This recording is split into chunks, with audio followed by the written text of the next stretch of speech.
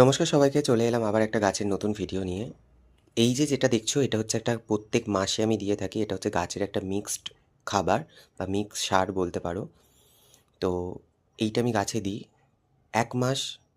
গাছের একটি ভীষণ ভালো খাবার এটা আমি গাছে দিয়ে থাকি। ফার্স্টেরটা হচ্ছে হাড়ের গুঁড়ো। বিভিন্ন রকম পশু পাখির হাড় থেকে তৈরি হয় এইটা। এটা হচ্ছে শিংকুচি। বিভিন্ন পশুর পায়ের খুর, মাথার শিং দিয়ে, মানে যেটা চাঁচা সেটা হচ্ছে শিং, শিং চাঁচাও বলে।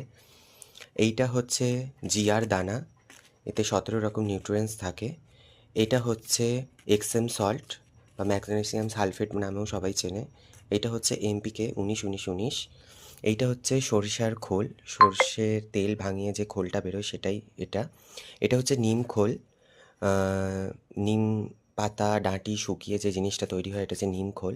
এইটা হচ্ছে ভার্মি কম্পোস্ট বা কেঁচো সার। এই সবগুলোকে আমি একত্রিত করে গাছে আমি একটি মিক্সড খাবার তৈরি করব।